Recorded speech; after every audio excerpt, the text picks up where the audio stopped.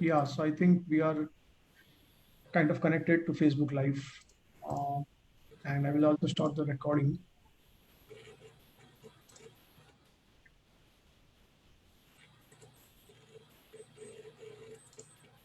Okay. Hare Krishna. We ready to go? Yeah, Hare Krishna.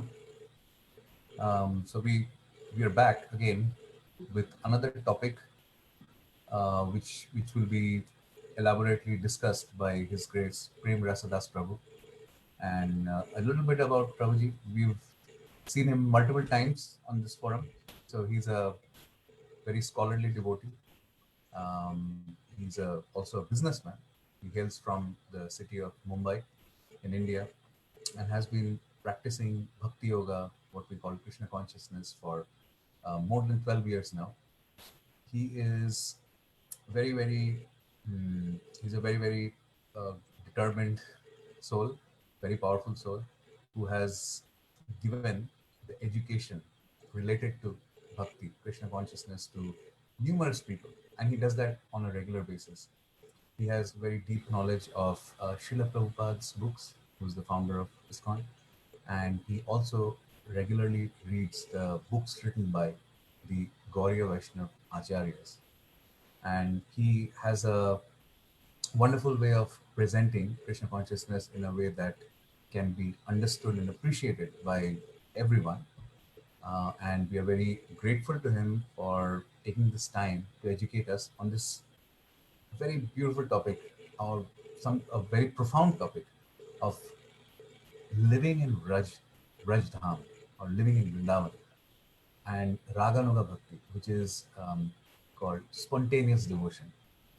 So these two elements are very, very essential in the advancement of our bhakti life, in our spiritual Krishna consciousness. And how do these relate to doing to practicing this, like within the fold of the International Society for Krishna Consciousness? So we want to carry Vraja in the heart and take it to the world, following in the footsteps of the eternal Brajvasi, who is the founder of this institution, ISKCON, His Divine Grace, A.C. Bhaktivedanta Swami Prabhupada.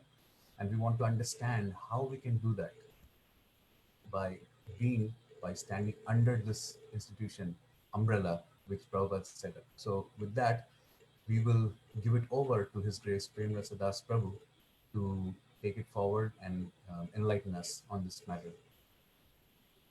Prabhuji, over to you.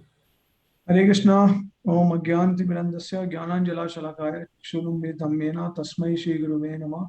Jai Shri Krishna Chaitanya Prabhu Nityananda Shri Advaita Gadadara Shivasadi Gaur Bhakta Vrinda. Hare Krishna, Krishna Krishna, Hare Hare, Hare Rama, Rama Rama, Hare Hare. Okay, so thank you so much, Aritra Prabhu, and all the devotees for again inviting me to this, uh, to serve, to basically get an opportunity to do some service, and especially with regards to this topic of living in Vrindavan and the practice of Raganuga Bhakti in ISKCON. Basically, many devotees, they have some kind of opinion about Raganuga Bhakti in ISKCON, that we are not taught and we are not practicing it. So basically, I just wanted to address some of these questions and concerns, and also clarify certain misconceptions that devotees from within ISKCON or maybe outside ISKCON they have about the practice of Raganuga Bhakti in ISKCON. Um, so this is a very important topic, and I think uh,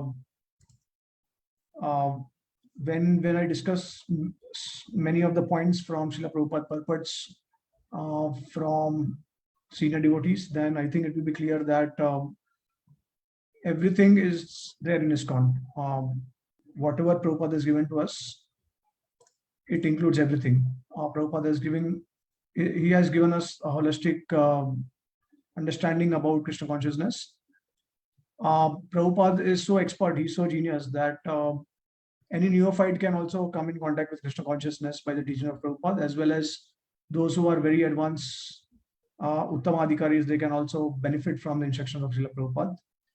So this is what basically we are going to discuss today, because there are many doubts about Vrindavan, Raganuga Bhakti and all.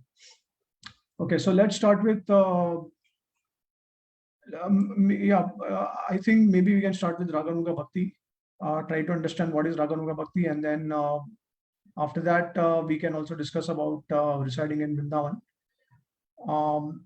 So I thought that I should discuss it like this because Raganuga Bhakti essentially means following the footsteps of the Vrajvasis. So basically, a very technical definition which is given in the Bhakti Samrit Sindhu, which is in the Eastern Wave, second chapter and verse number 272. So it says that Rag is defined as spontaneous, deep thirst for the object of love. Bhakti that is impelled exclusively by such a thirst is called Ragatmika Bhakti. So in order to understand Raganuga Bhakti, first we have to understand what is Ragatmika Bhakti. And this Ragatmika Bhakti is a very deep, spontaneous thirst for the object of love. And this Raganuga Bhakti or Ragatmika Bhakti is actually in its most complete form. It is found in Vrindavan. Vrindavan, and it does not have any tinge of Aishwarya Bhav or a tinge of awe and reverence. It is completely sweet. So this is found only in, now Golok Vrindavan has, as you probably must be aware, that it has sections in the spiritual world. There are sections in the spiritual world, and Goloka actually includes Mathura as well as Dwarka. So, and then it has Vrindavan also as the highest abode. And only in Vrindavan you will find this Raganuga or Ragatmika Bhakti, because the Vrajvasis, they have very deep, spontaneous attachment towards the object of love, that is Krishna. So whoever is following the Ragatmika Bhaktas, basically Ragatmika Bhaktas are those who are practicing Ragatmika Bhakti, and those who follow Ragatmika Bhakti, basically they are eternal associates of the Lord. They are Nitya Siddhas. They are not conditioned like us. They are not sadhakas. They are perfected beings. So whoever follows in the footsteps of these Ragatmika devotees are called as Raganuga devotees, Raganuga Bhakta. Now, sometimes Raganuga is also called a spontaneous living devotional service to the Lord. And I think there is some confusion about this, because spontaneous can also, spontaneous can be,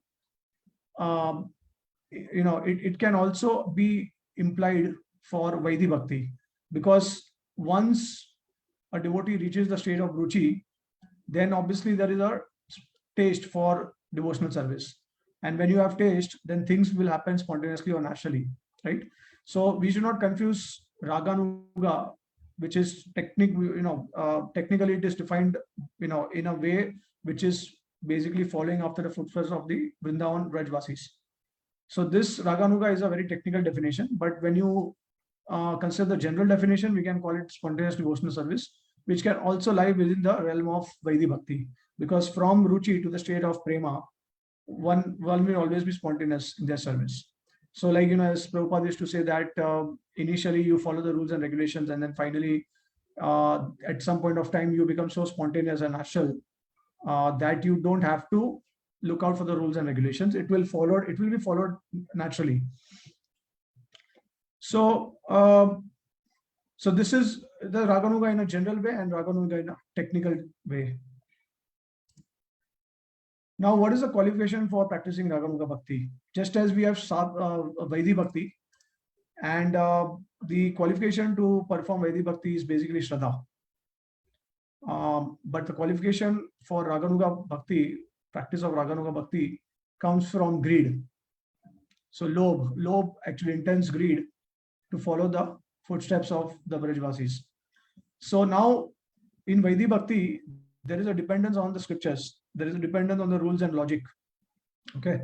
But in Raganuga Bhakti, we do certain things out of natural attraction towards the Vrajvasis. Okay. And we don't, the highest purpose, the topmost priority in Raganuga Bhakti is to please the Vrajvasis, or to follow in their footsteps. So if the scriptures, they conflict, they contradict, or if they if it is clashing, then what we do is we choose our own bhav rather than use, relying on logic and knowledge of Shastra. So we don't necessarily follow the injunction of the scriptures, but we are actually following the footsteps of Brajvasi. Now, following the footsteps of Brajvasi is if we are naturally attracted to them and if we are qualified for that, then that itself is actually the highest injunction of the Shastra. So in one sense, we are actually, we are following the injunction of Shastra to a great extent. So sometimes, there are lower dharma and there is the higher dharma.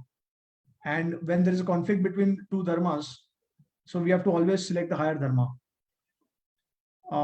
And so the love of the Vrajvasis, whatever they are doing, is actually the highest dharma, because Krishna gives the first priority to them in terms of reciprocation. And they have purchased the Lord because of their devotion.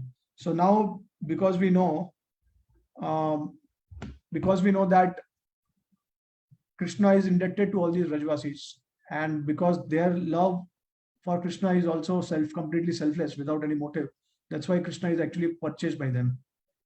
Okay, they can easily purchase Krishna because of their love. And because the conclusion of Shastra is devotional service to the Lord, so the highest form of devotional service is actually performed by the Vrajvasis. So that way we have to understand that we have Vaidhi Bhakti and we have Raganuga Bhakti. Now, even Raganuga Bhakti and Vaidhi Bhakti, they can come in the category of sadhana. So when we talk about Raganuga Bhakti, especially now, Raganuga Bhakti only applies to the sadhakas. And when you become perfected being, then you basically develop Ragatmika Bhakti. So when Raganuga Bhakti is applied for the sadhakas, it also means that there is a practice involved. It's not that you have reached perfection, but there is a practice involved. And that's why you have 3 stages of Bhakti, 3 stages in the sense that if you condense the 9 stages of Bhakti into 3, then we have the Sadhana Bhakti, then Bhava Bhakti and Prema Bhakti. Okay. And then Sadhana Bhakti is further classified as Vaidhi Bhakti and Raganuga Bhakti. So now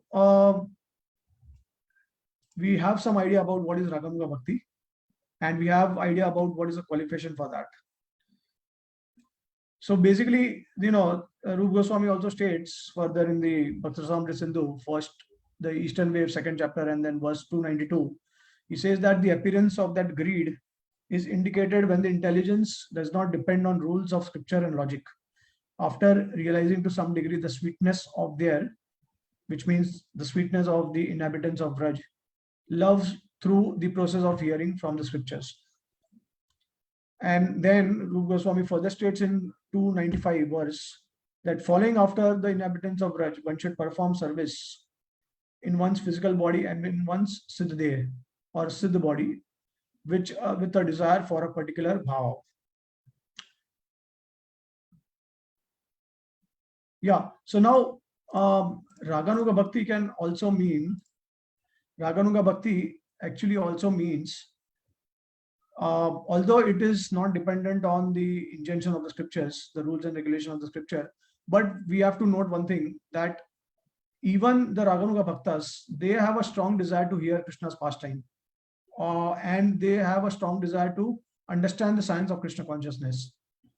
So some devotee may have the greed right from the beginning of their spiritual life, the earlier days of Krishna consciousness. It's just a matter of time that they will cross the stages and they will immediately advance in their spiritual life.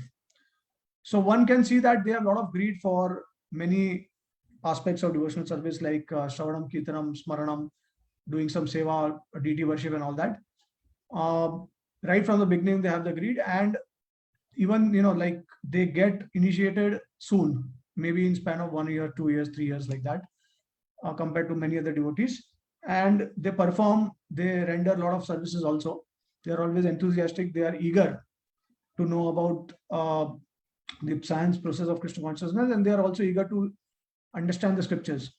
See, the thing is that there are the bhakti scriptures which a devotee will never reject, he will never ignore.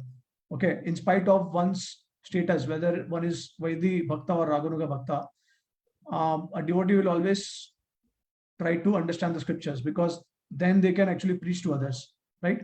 And they can also strengthen their own conviction. Okay, so scriptural knowledge, and especially related to the tattva of Krishna's Leela, that is very important for any Raganuga Bhakta. Whether it is Vaidhi Bhakta or Raganuga Bhakta, does not, there is no difference actually. But scriptural knowledge is very important even for the Raganuga Bhakta, especially that connected with the pastimes of Krishna in Vrindavan. They are most attracted to those pastimes, and at the same time, you'll see that the behavior of a Raganuga Bhakta is exemplary. It does not contradict the Shastra. Okay, so Rupa Goswami also states, I think he quotes Padma Puran, and he says that Shruti Smriti, no, I don't know if he quotes Padma Puran for this, but this is clearly mentioned in Bhakti. He says that Shruti Smriti Puranadi Pancharatri Vidim Vina Ekantiki Harer Bhakti Utpata Eva Kalpate. Right? So he says that without following the injunctions of Shruti and Smriti, it will only cause disturbance in society. Whatever bhakti that we are performing, a devotee performs, it only causes destruction. It basically creates a lot of disturbance in society. Okay, a lot of chaos and disturbance, because if one is not exemplary in their behavior, then unnecessarily they will get a lot of criticism, and because of that, those people will commit offenses. Right? So basically, a devotee is very careful. He's very cautious. In fact, it is also mentioned that even a Raganuga Bhakta, externally, he acts like a sadhaka. He acts as if he's performing Vaidhi Bhakti. And internally, he's actually very advanced. He's basically absorbed. He's completely thinking of the Lord's pastimes as and when possible. But externally, he's showing himself as a sadhaka. So this is also connected to our next verse, where Rupa Goswami mentions, which is also quoted in the Chaitanya Charitamrita, and this is verse number 295. It says, Seva sadhaka rupena siddha rupena chatrahi tadbhava lipsuna karya vraja lokanushatsata. Verse number 295, following after the inhabitants of Vraj, one should perform service in one's physical body and in one's siddhadeya with a desire for a particular bhav. So this is actually the essence of Raganuga Bhakti, which focuses on smaranam, more on smaranam, meditation. And obviously there are 5 stages of meditation or smaranam, which is described by Srila Prabhupada in the Nectar of Instruction. There is one particular, I think, verse number 7 or 8, where Prabhupada writes that by Shravanam, then you come to the stage of Varanam Dasha. So there is the Shravanam Dasha, then there is the Varanam Dasha, which means the stage of acceptance. So whatever you are hearing, you are accepting that. And then comes the Smaranam Dasha, which means that now whatever you have heard, you accept it. And after accepting that, you start remembering it, which is Smaranam. Okay. And then Smaranam has further stages depending on its advancement. So how intense is your Smaranam, remembrance, depending on that, it's categorized into 5 more stages. So basically, and then, so you can say that it's kind of a corollary to the 9 stages of bhakti, starting with Shraddha and then it goes to Prema. So basically in Raganuga Bhakti, our devotees' focus is mostly on Shravanam, Kirtanam and Smaranam. Okay. So this is the process. And now how, this verse talks about following after the inhabitants of Vraj, one should perform service in one's physical body and in one's siddhadeya with a desire for a particular bhav. Now see, if you see the purport of Srila Prabhupada to this verse in the Chaitanya Charitamrita, which is, let me check which is that verse, the verse number. Okay, I think it is Madhya Leela 22nd chapter and verse number 158.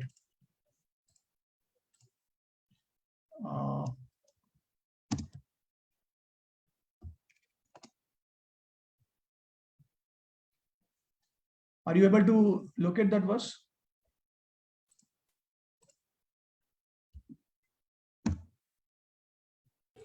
Which one again? Yeah, You want to you want to share 20 it? to 158. Wait, I'm just looking at. Madhya 20 to 158. See, what is a purport? Purport is just one line. This was also found in the Bhakti Samrit Sindhu, which I just quoted, I just shared, right? So see, Prabhupada has not he has not expressed uh, elaborate purport to this commentary. And you will see that consistently whenever this concept of Raganuga Bhakti related to these, these simultaneous service in the physical form as well as mental form, Prabhupada does not say much about it, nor he has actually spoken about it elaborately, nor he has said, nor he has uh, given assurance to devotees that without this you cannot go back to Godhead. In all of the letters that I have read till now, Prabhupada letters, his purports, I think there is not a single purport, single commentary by Prabhupada where he says that without meditating on Krishna's pastimes within, and obviously without we are doing it because the physical form. Now, see, physically we are following Srila Prabhupada, the sadhaka form of a Nitya Siddha. So in that sense, one aspect of that is covered. But then the second aspect of that is actually something that we are not doing it, right? So physical form, we are serving our Goswamis. Now the Goswamis, they are also in the sadhaka form. Chaitanya Mahaprabhu's associates, they are actually in the sadhaka form.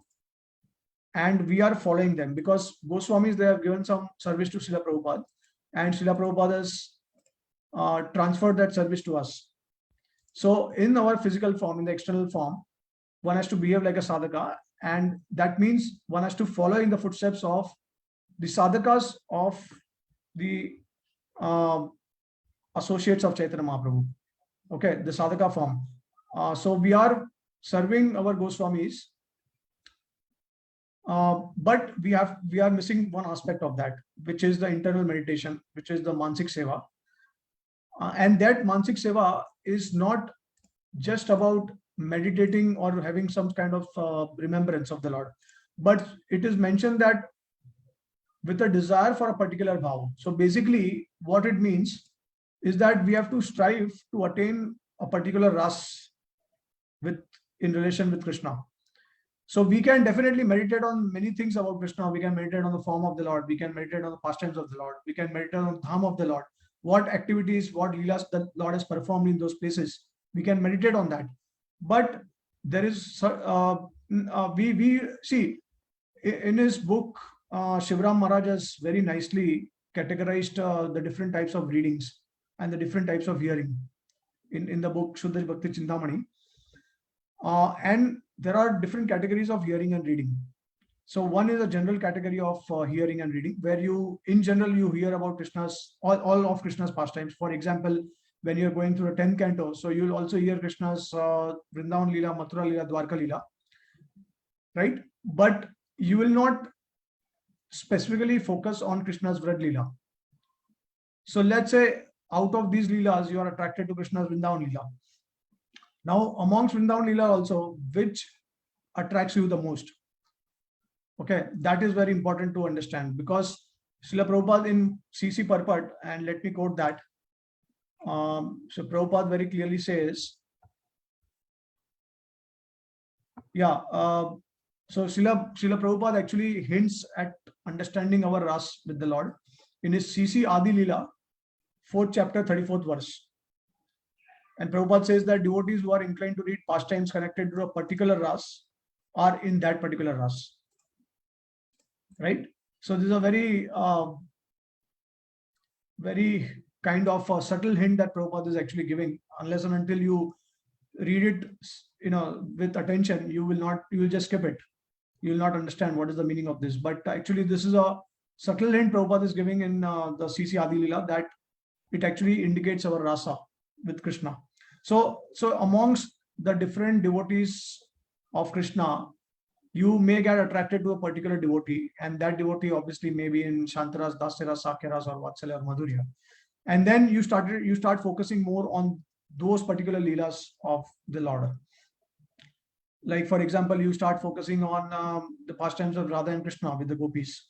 If your inclination is in Madhurya Ras, if you are getting that kind of taste, attraction towards Radharani and the gopis, and then if you are in the mood of Vatsalya, then obviously Nand Maharaj, Yashoda Maiya pastimes will be very much attractive to you.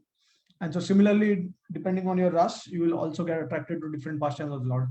So, so basically, Raganuga component, one of the component of Raganuga Bhakti is also to desire in that way, which means not just meditate on Krishna's pastimes, his form qualities, but also to understand what is your relationship with the Lord, and then specifically focus on those pastimes.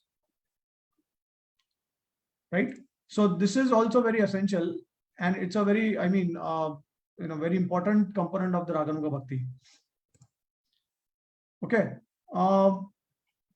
Now the question is that, okay, we can see that we are in ISKCON, we are doing the external, we are following the esoteric approach of Raganuga Bhakti in ISKCON, but we are not following the esoteric path of Raganuga Bhakti, which is the internal meditation.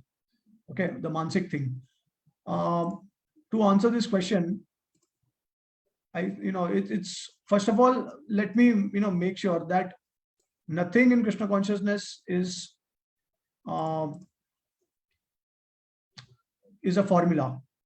Okay, and you cannot purchase the Lord through your own efforts. So basically, the entire process is that of revelation.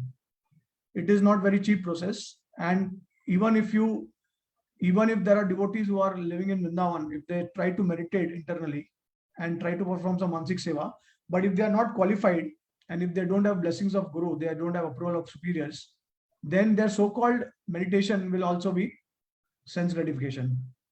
It will not give any desired result, right? But on the other hand, if you please Guru sufficiently, then the superiors will take care of us. They will actually make us reveal all these things to us. And I just wanted to share some very important pastimes of Prabhupada, which will give you a very clear indication of this. So I have already discussed this. I've shared this earlier, but I will share it again.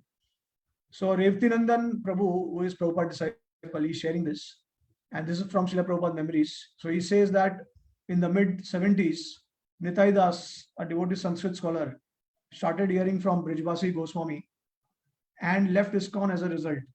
Nitai claimed that Prabhupada had not given us all the information we needed. He criticized Prabhupada for not telling his disciples about their eternal ras with Krishna. So in Berkeley in 1976, I asked Prabhupada, are there any matters concerning the nature of our devotional service and our relationship with Krishna that you have not explained to us? In the future, will it be necessary for us to find someone else for more instructions? Or if we follow your prescription for sadhana, sankirtan, preaching and chanting, will our hearts be purified so that Krishna will reveal subsequent things to us from within? When I said the later part, Prabhupada smiled and said, yes, that is the way. You will not have to go anywhere else. If you simply follow my instructions, everything will be revealed to you from within. He had a pleased look. It was clear to me that there was no need for information about our ras, because everything is revealed to a pure-hearted devotee. I also want to share some more. Okay. So there is one particular, I think it was a letter to Yamuna Mataji, where Prabhupada, maybe it was letter or maybe he just spoke in a conversation. I don't remember that, but Yamuna Mataji once asked Prabhupada about clarifying to Srila Prabhupada about the need for serving the Vrajvasis, because it is stated, and many devotees from outside ISKCON, they claim that without serving the Vrajvasis or without following the footsteps of the eternal associates of the Lord, we cannot go to Vraj, right? And specifically, we have to meditate on them. So this concept of meditation is more prominent in Gaudiya Math and other organizations, where the movement is oriented towards bhajan. So then she clarified this, and Prabhupada said that I mean, you have to follow the footsteps of Vrindavan, Brajvasis. But I am that Brajvasi. I am Vrindavanvasi. So just follow me. Okay. So everything will be taken care of if you follow Srila Prabhupada. One time, Bhakti Charu Maharaj was asked, he asked Prabhupada that what about Siddhadeha? How will our Siddhadeha be realized? And Srila Prabhupada said that when the time comes, appropriate time comes, everything will be revealed to you from within, from the transcendental platform. So Srila Prabhupada told this to Bhakti Charu Maharaj. And then there is one Prabhupada disciple who wrote to Prabhupada about the destination of ISKCON devotees. And Prabhupada said that, because we are followers of Lord Chaitanya Prabhu, generally the followers of Mahaprabhu will go to Goloka. Okay. And then, if you remember, in our, we had invited His Holiness Giriraj Maharaj. The first, I think, was the first devotee who actually addressed our Sangha. And I had asked him a question about this Raganuga Bhakti. And Maharaj said that, we don't have to think about it. Our superiors will take care of it. So there is another devotee also, I just heard recently from him. And he also expressed the same opinion that, these things, they will be taken care of by our superiors. We just have to please them. And I think this is a very consistent approach that Srila Prabhupada took, as well as all the senior devotees, senior leaders in ISKCON, they also emphasize that just try to please Srila Prabhupada and these things will be taken care of. Now, obviously, it doesn't mean that the devotee does not have a greed to know his or her relationship with Krishna. But the important question is that the qualification. So if you are not qualified, then obviously you have to wait for it. You cannot rush. There is time for everything, and Krishna will reveal according to the time. Okay. But Srila Prabhupada has given one hint in one of his purports, and then you will also get the realizations gradually. So I think I am pretty sure that in ISKCON, devotees who are sincere, who are trying to please Prabhupada, and who are following the regular principles very strictly, I'm pretty sure that they will definitely realize at least their relationship with the Lord. And now, practicing of Raganuga Bhakti, basically, what I feel is that, see, what is Raganuga Bhakti? Even if you start meditating on your Siddhadeha, Siddhadeha is basically given to you by the Guru. It is bestowed to you by the Guru, seeing the inclination that the disciple has, seeing the sincerity, the inclination the disciple has for a particular relationship with Krishna, and obviously the qualification, then the Guru will actually reveal to him. Okay, so Siddhadeha or our Siddha, you can say the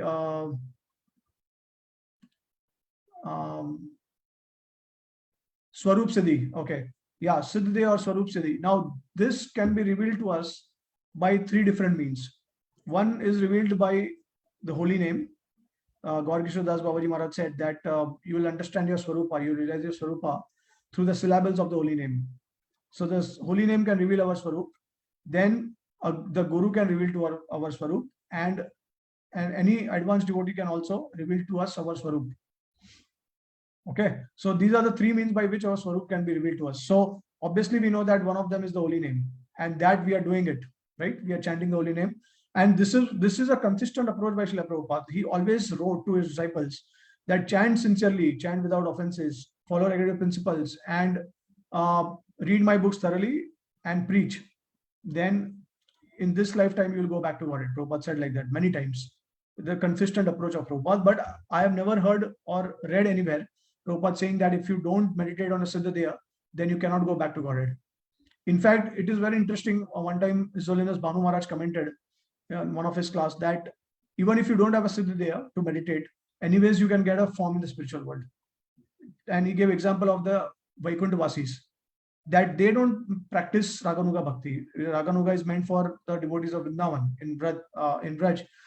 So they don't have a Siddhadeha. They don't practice that Siddhadeha meditation. But anyways, they get a spiritual form in the spiritual world, right? After leaving the body, after perfecting their life. So Definitely, without a Siddhadeha also we can get a spiritual form. Now, the question is that, okay, even if you do want to practice Raganuga Bhakti and you want to practice that component of meditating in your Siddhadeha, the problem is that one practical constraint is, do you have, are you like completely absorbed? Are you not distracted? Because especially for a grihastha, and I mean, I think even for a sannyasi also, it can become tough. It's not so easy actually to meditate, to have that kind of meditation for hours and hours. So then what to speak of grihasthas who are actually very much involved, dealing with the material world, dealing with material people, and dealing with finances, dealing with facilities that we have in our house. It's quite tough. Another thing is that we have to understand that this meditation, it's not so basically it's not at the same instant, but it is practiced during same period. And what does that mean? It means that you allot some time for meditation and then other time for chanting, reading, and hearing and all that. So in the same period you can do multiple things, but it's not necessary you have to do at the same instant, that you are meditating at the same time you are also physically serving, or you are physically absorbed in somewhere else. That's not possible actually, because you have responsibilities, so you will not be able to do justice to both of them, and obviously it will cause a lot of distraction to our remembrance, right?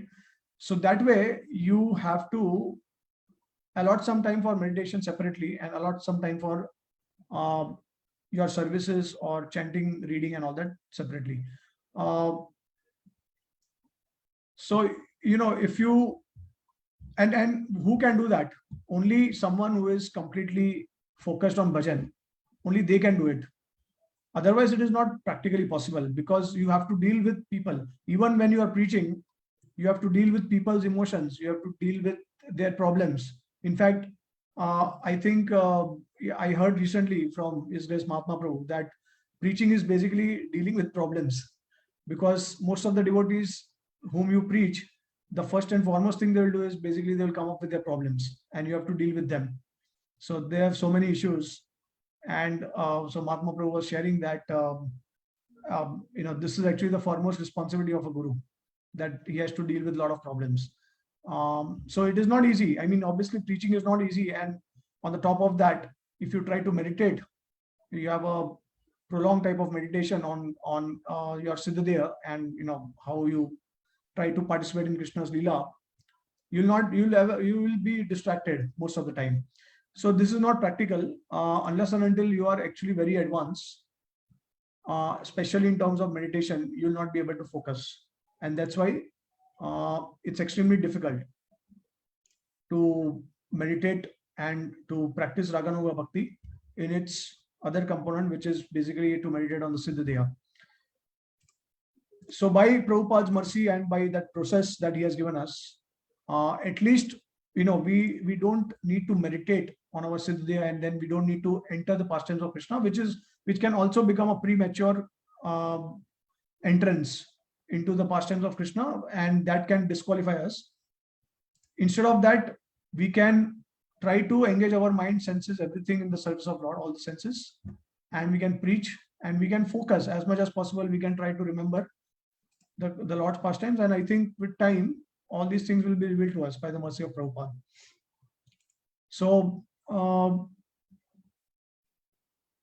so Raganuga Bhakti has to be understood in the right context.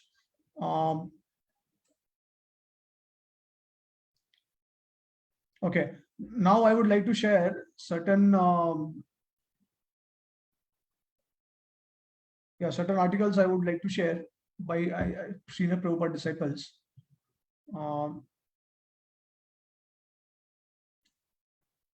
And yeah, some letters and some purports. Okay.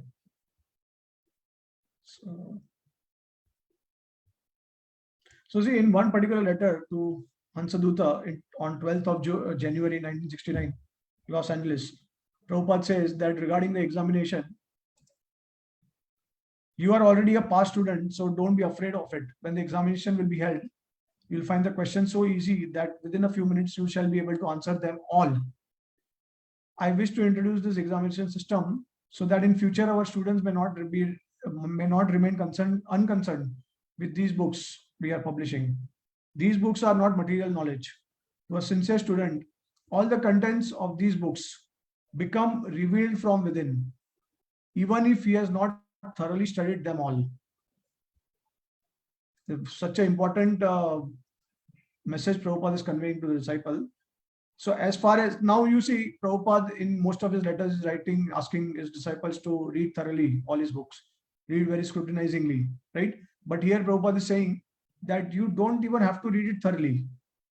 In fact, in one place Prabhupada says, entire science of Krishna consciousness becomes revealed to a sincere disciple.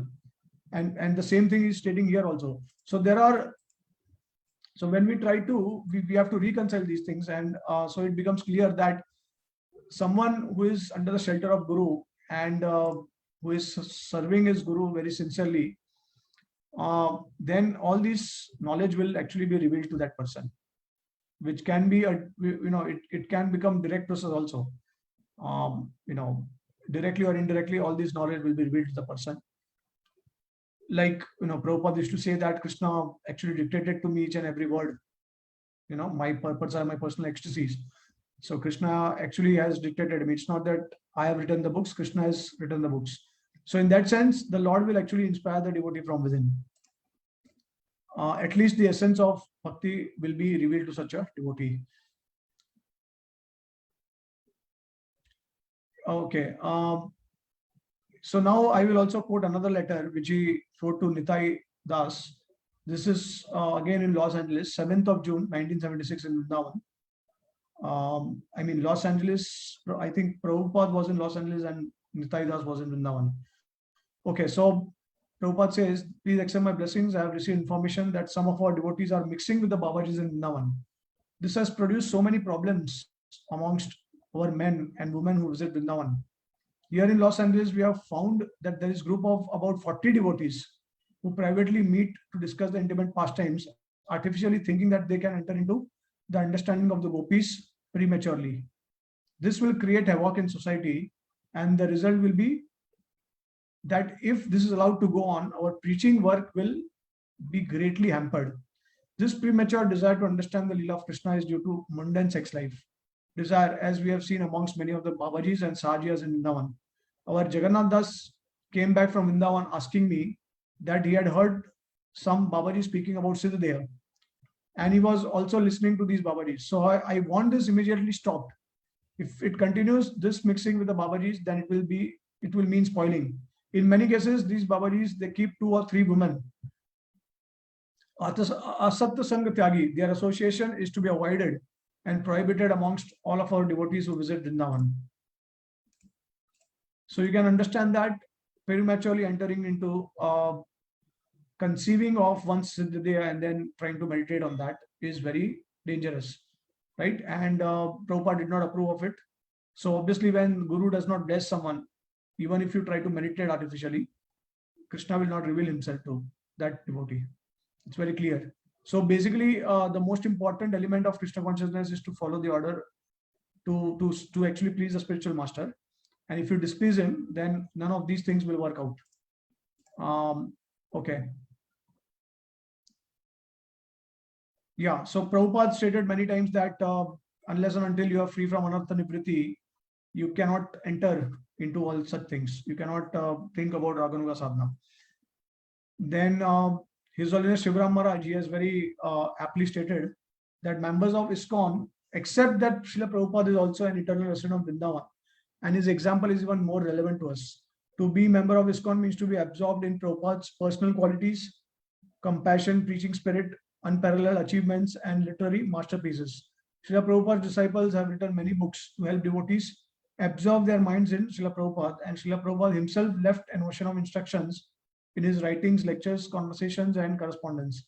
His followers may hear these instructions to remain fully connected to him and in order to cultivate the desire to follow in his footsteps. In this way, ISKCON members can practice remembering one of the Lord's one of Lord Chaitanya's confidential associates. Right? So, it's really very striking how Sri Ram Maharaj is actually explaining how we can follow the associate of Krishna, the Vrindavan associate of Krishna, by actually becoming absorbed in Srila Prabhupada's Nama Rupa Guna Leela. Right? And yeah, so this is a parallel process that Prabhupada mentioned very time, that implicit faith in Guru and Krishna simultaneously. That's how actually the purport of the Vedas is revealed to such a person. Now it is also very interesting that many associates of Chaitanya Mahaprabhu. Okay, this is connected to residing in Vrindavan now. Okay, now I just want to conclude this section by sharing one Prabhupada memory, which is shared by Hansaduta Prabhu. So Prabhu is sharing that once I asked Prabhupada, is it possible that devotee's relationship with Krishna is preaching, and that devotee remains in this world to preach? He doesn't go back to Godhead. Before I could finish, Prabhupada said, yes, the acharyas never go back to Godhead. They remain in the material world, traveling from one planet to another, preaching Krishna consciousness. I said, since the acharya is a pure devotee, then isn't he simultaneously in the spiritual world, even while he's preaching in the material world? So it doesn't make any difference that apparently he's in the material world. Prabhupada said, yes, something like that. So here we understand that certain devotees, they are preachers. In their blood, they have preaching abilities. They are inclined towards preaching. So they are completely absorbed and focused on preaching. And as here, we can actually clearly see that Prabhupada says that acharyas, they never go back to Godhead, but they are always in the material world. They go from one planet to another planet, or from one universe to another universe. They keep on preaching. And Prabhupada said the same thing for his spiritual master, Srila Bhakti Siddhanta Saraswati Thakur also, that he has left now, but he will be going to another universe to preach. Right? So both things happen simultaneously. One can stay in the material world forever, assist Prabhupada, and preach. And at the same time, one can have their swarup with the spiritual world also. Anything is possible for Krishna and his devotees. Yeah, so now, the one time I remember, I was discussing about Raganu Bhakti with His Grace Kalakanta Prabhu, and he had written to me that for this life, Prabhupada Bhav is sufficient, because I think we were discussing something about Radha Bhav or something, and Kalakanta Prabhu said that Prabhupada Bhav is sufficient for this lifetime. So there are devotees who have this kind of thought process, and I don't think that there is anything wrong in this, because they just want to assist Prabhupada. That is their only desire. They just want to serve Prabhupada, and probably they are not even thinking of going back to Godhead. So it is possible that these devotees can also come back with Prabhupada again and again, and they can participate in Prabhupada Leela as well as be in Gaur Leela simultaneously, and Krishna Leela also. But yeah, this is the conclusion of this particular topic is that everything has to be done with the guidance of a superior, with their blessings, and at the right time. And there is nothing wrong to desire and to have the greed for understanding these subject matters, but it should be done at the right time. And the qualification is also very important. So one should also know where they are at, right? But I think everything will be revealed to us with the help of the holy name, with the blessings of spiritual master. When we please the spiritual master sufficiently, then all these things will be revealed to us. So yeah, so this is the conclusion. This is Raganama Bhakti in ISKCON. Basically, by Prabhupada's mercy, we get the mercy of Nityananda Prabhu, and by his mercy, the process of Raganuga Bhakti in ISKCON is simplified. See, one thing we have to understand very clearly, that externally some devotees may criticize ISKCON devotees for not following the esoteric way of Raganuga Bhakti, but we have to know one thing for sure, that these devotees, they are not into preaching. If you are preaching, if you are a worldwide organization, it's just not possible to actually make this concept mandate that esoteric practice of Raganuga Bhakti is required. You cannot make it mandate, because you are accommodating devotees from different parts of the world in different categories, Kanishta to Uttama, and you cannot generalize it. It's always internal process. So now it may be possible that some of the devotees in ISKCON, if they are very qualified, they are very advanced, then the Guru might give them permission to, or maybe this is what Krishna wants. Krishna revealed to them their Swarup, and then he wants them to serve like that. He wants them to meditate on the Siddhidaya and then perform service. So it is possible that these devotees, they exist in ISKCON, but they do not make it a show. They do not make it available to everyone. Like they definitely, they will not announce it to everyone. So it is possible that devotees may be meditating. We don't know that. But even if in a very big society like ISKCON, which is worldwide, you cannot expect all these things, right? So so we should not think that ISKCON has not given us the esoteric practice of Raganuga Bhakti.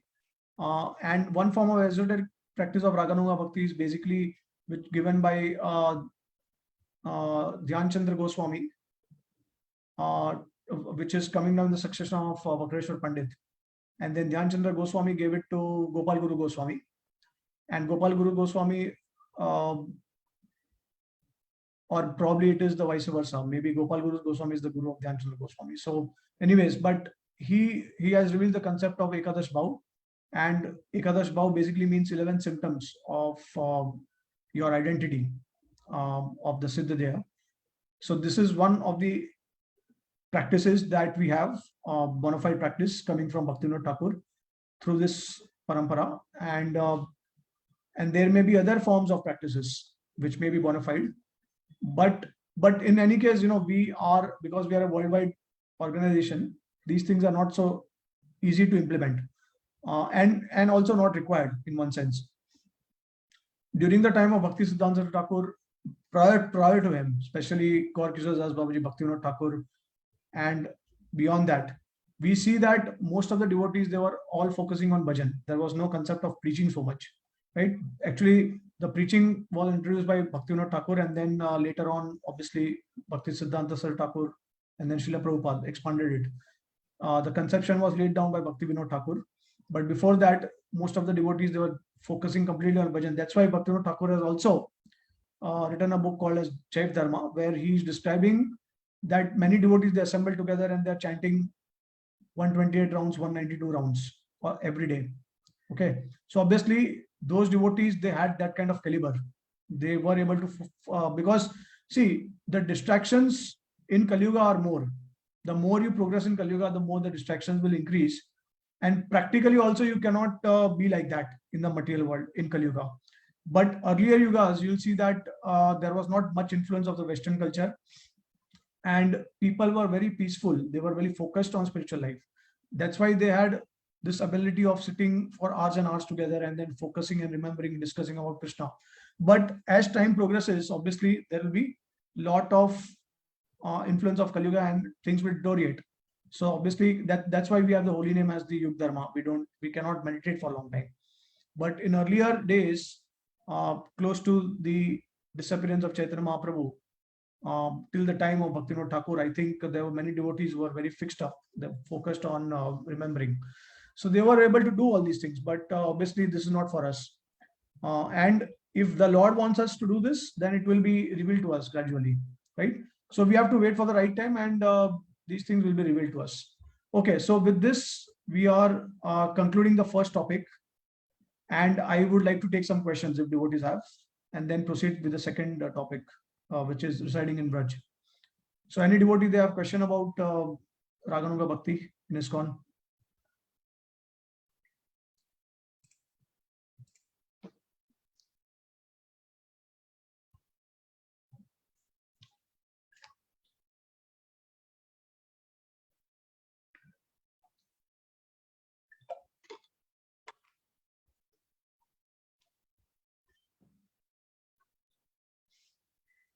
Yeah, any question?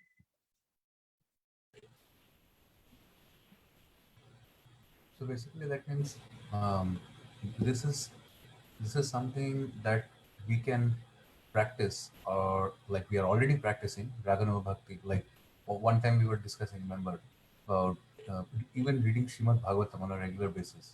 So that is also a part of practicing Raganuga Bhakti. So I would think that is sadhana, but then, like you were saying, that's also Raganuga Bhakti. So we just don't have to, we don't necessarily need to, like, even think, consider, like, are we reviving our eternal spiritual um, personality, or are we coming close to that? So we don't need to really think about those things. But also, like, there are some devotees in our movement, who have been able to, like, who have mentioned this in the past, that, like, this is what they are, this is what their swarup is in the spiritual world. I think, yeah, I have heard, I just don't want to take names, but some very advanced devotees. So is that, like, should we, how should we view that, like, when advanced devotees, like, who are very exemplary, not who are deviant, who are very exemplary, who have followed their guru's advice, instruction very strictly and throughout their lives. So when they make such revelations, how should we, deal with it, or should we, aspire for that, or should we just, spend our life just focusing on following guru's instructions? Yeah, so see, this is a revelation which comes only after pleasing the Guru sufficiently. So there is no question of Krishna revealing to us our ras before pleasing the Guru or after displeasing the Guru. Okay, there is no question of revealing all these details. And Krishna also knows our conditioning. So obviously, as Prabhupada said, that unless and until we are free from anartha nivriti, we cannot even think of these things, right? But we can, at least in our stage, we can definitely pray to the Lord, and then we can pray to Chaitanya Mahaprabhu especially, and we can also pray that somehow we get attracted to a particular associate of the Lord. At least some things are revealed to us, and these things can happen only after we are steady in our Krishna consciousness and we have the blessings of Guru. Some devotees may have it from the beginning itself because they are continuing from the previous life. So that greed, that realization of that relationship with the Lord, they will have it in the beginning stages of Krishna consciousness also. That is also a possibility. But in general, with time, as you gradually are purified, then the first thing I think that that will come to your mind, or basically the greed that will come is what particular pastime of the Lord I'm attracted to. Which pastime gives me the most satisfaction amongst all the other pastimes of the Lord. So that attraction, that beginning that is actually the beginning point of knowing some hint of our relationship with the Lord. So once we know that, then later on, when we start advancing, we go beyond. Then the second step is that, okay, now we get attracted to a particular Brajvasi in that particular relationship. So at least we know these two things. We know our ras and we know the Brajvasi to follow. Now, whether we are able to meditate on that Brajvasi, that's a different thing. But at least now we know which is that particular, now see, it is, so basically there are two concepts here. One is the Swarup Siddhi and one is the Vastu Siddhi. So Swarup Siddhi is basically, you attain at the state of Bhav. At the state of Bhav, actually you realize your Swarup. Ideally, we are not talking about internally meditating and having a Siddhadeya. Now Siddhadeya we can also start meditating on the Siddhadeya at the state of Ruchi Asakti, like that. But at the state of Bhav, one is the Swarup is revealed to us. So then, because we cannot go in the same body to spiritual world, so that Swarup has to be confirmed as Vastu Siddhi. So Vastu Siddhi is the Swarup that you attain after attaining the Lord in Goloka. So basically, now see, it is very clear. It's also given in the Nectar of Instruction. I think Prabhupada mentions that whatever you meditate in your lifetime, whatever stage you, whatever in your sadhaka body, whatever you meditate, whatever you think, that will be realized in Prayojan. Okay, the final goal. So basically, what it means is, and that's why this concept of Siddhadaya is also there, that you attain a Siddhadaya, you start meditating on Siddhadaya, which is depending on a natural inclination, and then obviously you have the blessings of Guru, and he also he will bestow that Siddhadaya to you, and then you start meditating on that Siddhadaya, start performing services, and whatever services you are rendering and performing in that meditation, the same service you will also perform in Goloka, because that's your that is your intention. And Krishna says that whatever you think, you will attain at the time of death. Whatever you think at the time of death, you'll attain that in the next life. So basically, the Siddhadaya is a means by which you can expedite the process of Raganuga Sadhana Bhakti. Okay. Otherwise, it can take time, because you are meditating, you are separately meditating on the activities of the Vrajvasis, and by serving them in that meditation. So that will expedite the process. And basically, with time, you will also know that, okay, this is what now this is confirmed, right? So this is the process. Now it can also happen that you can probably get a Siddhadaya, but then you will not be comfortable with that. You may be inclined for a particular relationship with the Lord, and then you also start meditating on the Siddhadaya, but then later on you realize that you are not comfortable, and you may also change that, right? So that is also possible. So see, anyways, but coming to your question, whether there may be some devotees who may have revealed their identity in ISKCON, and I think that should be taken on a positive note.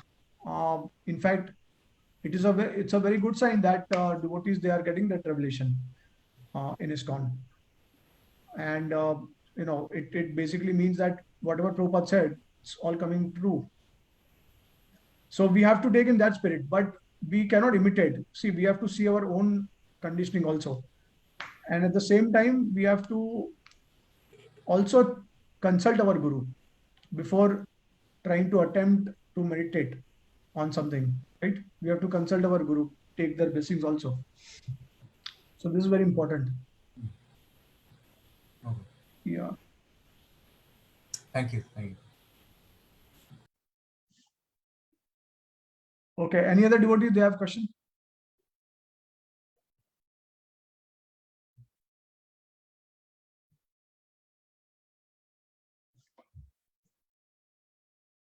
Okay. So let's continue with the second topic, which is residing in Braj. Now, residing in Braj is connected to Raganuga Bhakti because in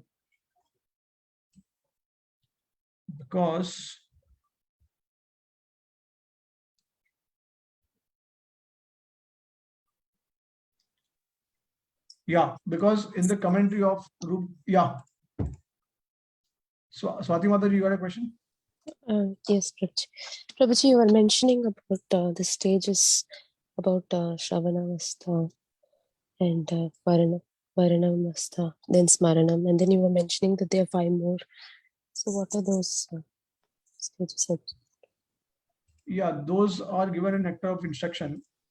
I don't remember the verse number, but it is Prabhupada's purport. I think Nectar of Instruction probably 7, verse 7 or 8.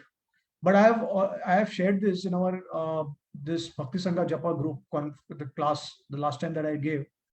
I had shared all these stages.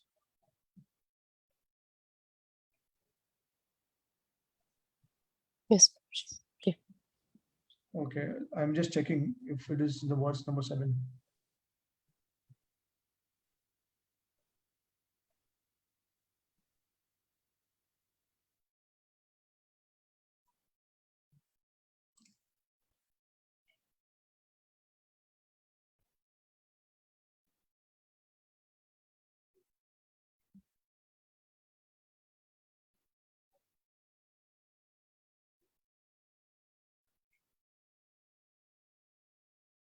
Okay, anyways, what I will do is I can share it after the class.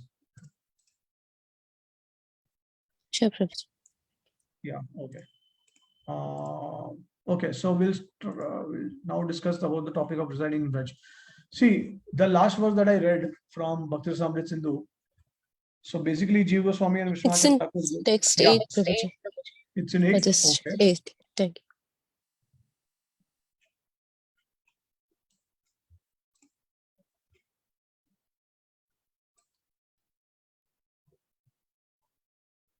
Yeah, yeah. So Shravana Dasha, and then Varana Dasha, and then Smarana Avastha, and then recollection, absorption, meditation, constant remembrance, and trance are the 5 items. Yeah, and then obviously Anusmriti Samadhi. And then we have the Sampati Dasha, which is the perfection. So that is compared to the Prema state, like that. But you know, see, we don't have to understand so much technical details. Basically, what we need to understand is that the intensity of the remembrance will start increasing. At the stage of Samadhi, you are completely absorbed in the pastimes of the Lord. So basically, 24 hours a day, you are just thinking about the Lord. You know, that's a very high stage, at the state of Bhav, basically.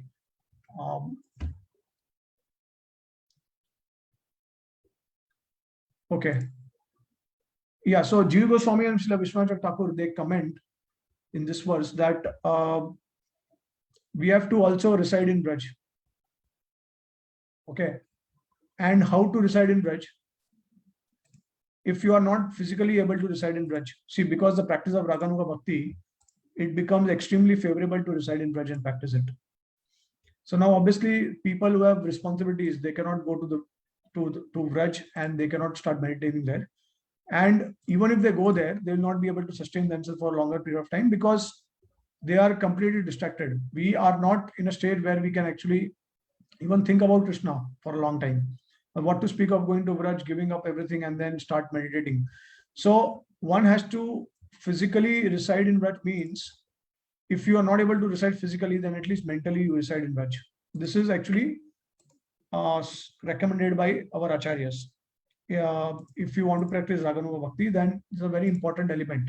In fact, amongst the top 5 limbs of the potent limbs of Bhakti, we know that Dhamvas is very important, right? And Dhamvas, there are so many benefits. There's so many advantages, not just given by, not just described in the scriptures and recommended by the acharyas, but even Prabhupada also. You will see that Prabhupada also he actually gave a lot of references for us to stay in Vrindavan.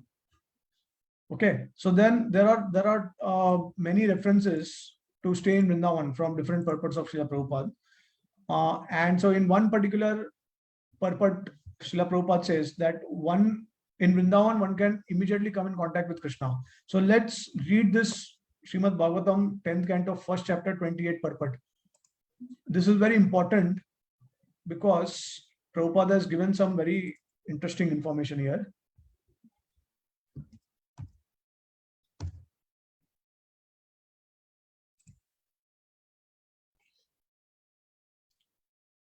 Okay, so I am reading the purport. It is understood that Mathura city is transcendental abode of Lord Krishna. It is not ordinary material city, for it is eternally connected with the Supreme Personality of Godhead. Vrindavan is within the jurisdiction of Mathura and it still continues to exist. Because Mathura and Vrindavan are intimately connected with Krishna eternally, it is said that Lord Krishna never leaves Vrindavan. Vrindavanam parityaja padam ekam na gacchati. At present, the place known as Vrindavan in the district of Mathura continues its position as a transcendental place, and certainly anyone who goes there becomes transcendentally purified. Navdeep Dham is also intimately connected with Braj Bhumi. Srila Narottam Das Thakur therefore says, Shri Gauda Mandala Bhumi Yeve Jana Chintamani Taraye Braj Bhumi Vas. Braj Bhumi refers to Mathura Vrindavan and God Mandal Bhumi includes Navdeep. These two places are non-different. Therefore, anyone living in Navdeep Dham, knowing Krishna and Chaitanya Mahaprabhu to the same personality, lives in Braj Bhumi, Mathura Vrindavan, the Lord has made it convenient for the conditioned soul to live in Mathura, Vrindavan, and Navadvip, and thus be directly connected with the Supreme Personality of Godhead. Simply by living in these places, one can immediately come in contact with the Lord. There are many devotees who vow never to leave Vrindavan and Mathura. This is undoubtedly a good vow, but if one leaves Vrindavan, Mathura, or Navadvip for the service of Lord, he is not disconnected from the Supreme Personality of Godhead. At any rate, we must understand the transcendental importance of Mathura, Vrindavan, and Navadvip Dham. Anyone who executes devotional service in these places certainly goes back home, back to Godhead after giving up this body. Thus, the words Mathura, Bhagwan Yatra Nityam Sanihito Hari are particularly important. A devotee should fully utilize this instruction to the best of his ability. Whenever the Supreme Lord appears, he appears in Mathura because of his intimate connection with this place. Therefore, Mathura and Vrindavan are situated on this planet Earth. They are transcendental abodes of the Lord. So, a very interesting purport by Prabhupada, and glorifying Vrindavan Dham, why we should live in Vrindavan Dham.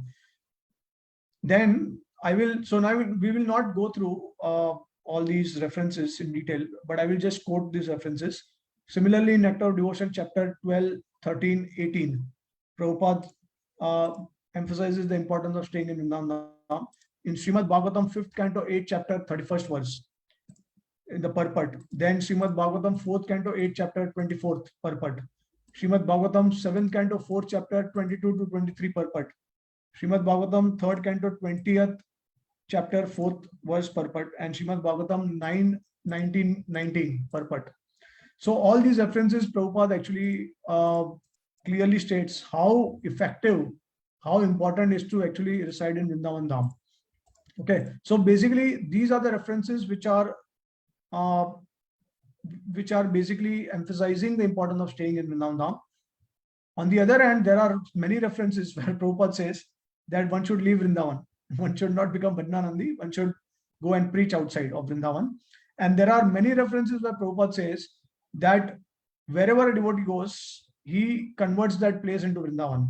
Wherever pure devotee goes, he makes everything into Vrindavan. And Prabhupada also says that a pure devotee, in a pure devotee's heart, Vrindavan always resides. Okay, so I will just share some of the references for those two.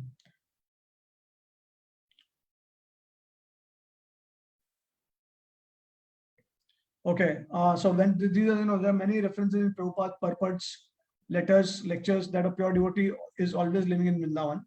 So in Chaitanya Charitamrita Madhya Leela 13.137 purport, Srimad Bhagavatam 4.30.33 purport, in Srila Prabhupada's lecture in Los Angeles, February 13th, 1969, Srila Prabhupada's lecture in Vrindavan, October 19, 1972, Bhagavad Gita 8.14 purport, CC Madhya 7.129 purport, Srila Prabhupada's letter of November 18, 1976. So you will see that Srila Prabhupada, said two things. He said he actually glorified Vrindavan and he emphasized the devotees to stay in Vrindavan. At the same time, he also made very clear that a devotee should become Goshtanandi and he should actually go outside of Vrindavan and preach. And wherever the devotee goes, he can convert into Vrindavan. So we'll reconcile it later. So now I also wanted to share how many days or how long should we stay in Vrindavan Dham. So one consistent approach that Prabhupada actually gave to this is that, which is actually, I would like to read this because it's an important purport by Prabhupada. And this is found in the Chaitanya Charitamrita Antya Leela, 13th chapter, 39th purport. So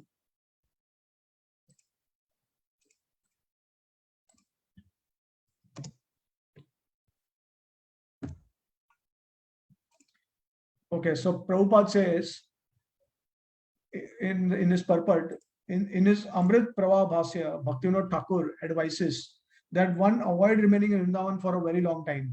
As the saying goes, familiarity breeds contempt. If one stays in Vrindavan for many days, he may fail to maintain proper respect for its inhabitants.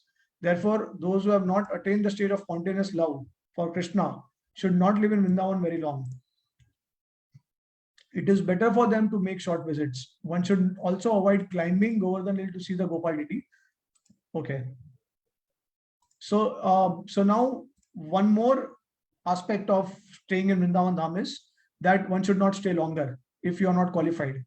And I think Prabhupada also was very consistent on this point, that unless and until you are free from material contamination, you should not live in Vrindavan, because you will always think of sense gratification even in Vrindavan Dham. And Prabhupada also said that if you commit sense gratification, then obviously you take a body of an animal in the Dham. So Prabhupada wanted to make sure that if devotees are staying there for a longer period of time, they should be free from sense gratification or from sinful activities at least. Okay. And the more you are absorbed in Krishna, the more you are absorbed in the Dham's glories, the more you can actually stay in Vrindavan. But the less you are, the lesser days you can stay in Vrindavan.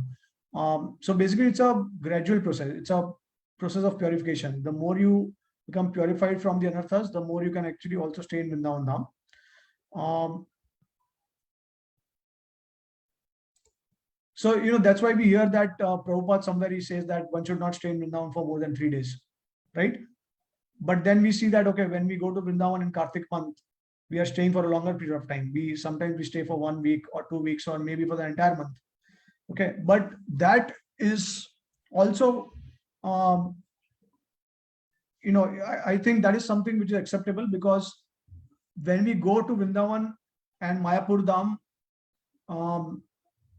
we are taking association of many devotees there.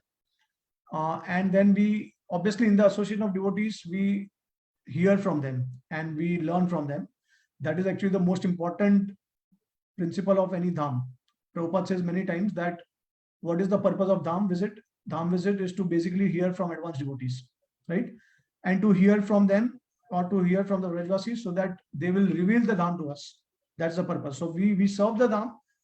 We enter the Dham with the spirit of service, and at the same time we also hear from advanced Vaishnavas so that the Dham can be revealed to us, right? So we have to keep this in mind. When we are alone, if we are agitated in the Dham, if we stay for more than 2-3 weeks and then we become familiar with the Vrajvasis, we take them for granted, then there's a tendency that we commit an offense to them. So it's better that we should stay away from the Dham. In fact, see, the problem is that we are born and brought up in city life. And even if we are practicing Krishna consciousness for 10, 15, 20 years, the tendencies of our, that city life are still inherited in us very deeply. So when you deal with people, these tendencies will come out in spite of our Krishna consciousness. It may come out and it will actually, we may commit unknowing offenses to some Vrajvasis or to some devotees there. So it's better that we have to check our mental state and then we have to reside in Vrindavan.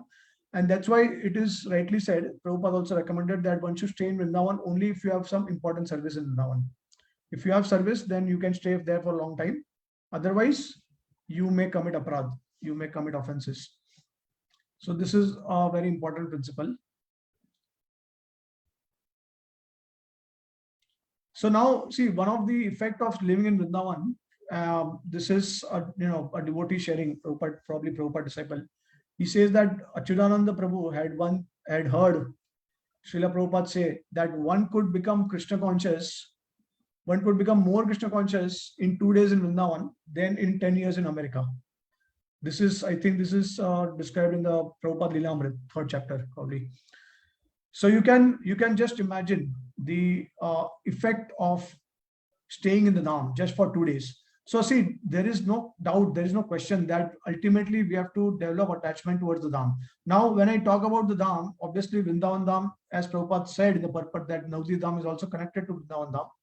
So when we talk about Dham, Navadvip Dham, Vrindavan Dham, Mayapur Dham, these three are very intimate Dhams, very connected to each other, and they are also very exalted in their stature. So just by taking the dust of Vrindavan Dham, we can attain perfection.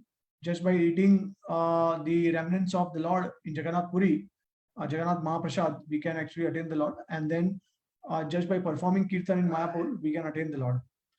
The very simple ways to attain the Lord in these three different Dhams. They all the three have different moods. In Vrindavan, we have a Sambhog,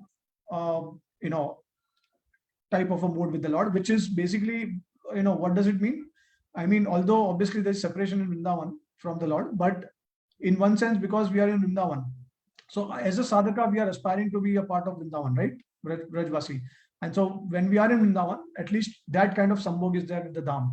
But so that aspect, that Madhurya aspect of the Dham is actually revealed in Vrindavan Dham. And then we know that Navadvip Dham is popular for its Audarya aspect, which is Madhurya plus Audarya, in a sense, to bestow that compassion to the people around us, the compassion that we need to develop, which is Audarya. So Audarya plus Madhurya is present in Navadvip Dham. And then in Jagannath Puri Dham, it's a combination of all the three. It's Navadvip is also present, Vrindavan is also present, at the same time Dwarka is also present. So Navadvip because the associates of Mahaprabhu were there, and then Vrindavan because there are some forests in Jagannath Puri which are compared similar to Vrindavan. And then there is Dwarka because Jagannath is in Aishwarya Bhav, who is residing in Jagannath Puri. So all these three dhams are present in Jagannath Puri, and then obviously the Vipralamba Bhav is actually more prominent.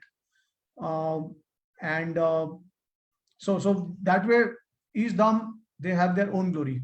Okay, and when we talk about the dham, we are talking about when we talk about Vrindavan Dham, we are also including the other two dhams. Obviously, Mayapur is at least very compassionate in terms of not having any dham offenses, which Vrindavan Dham and Jagannath Puri Dham will have, right? But Mayapur does not have that. So in that sense, many devotees, they prefer to live in Mayapur, and obviously they also expect the mercy of Chaitanya Mahaprabhu. Very quickly he will bestow mercy there. So yeah, now okay, so something very interesting I wanted to share here is that Prabhupada, he has recommended to stay in Vrindavan for neophyte devotees as well as for advanced devotees, for retired devotees, but who are mature in Krishna consciousness, for devotees who are not sinful.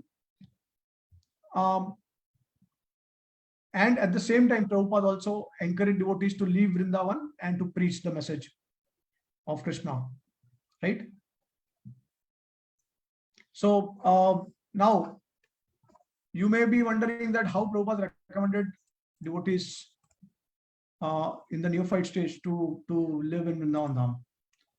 So this is a very relevant question, because we are discussing here that neophyte devotees, they should not stay longer, and they should not live in Vrindavan for a long time.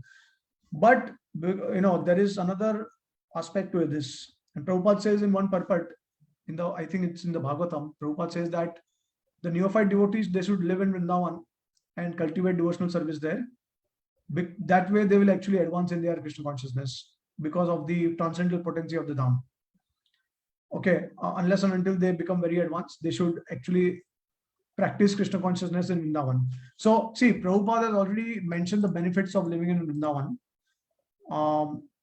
by saying that one immediately comes in contact with Krishna, and then 2 days of living in Vrindavan is equivalent to 10 years in America, right? So that way Prabhupada has given some kind of comparison, and he has also glorified the Dham. So how do we understand, when neophyte devotees should stay in the Dham? So obviously they can stay in the Dham only if they have the right attitude, they have the right mood of staying in the Dham, the service attitude, and they should be always under the guidance of senior devotees.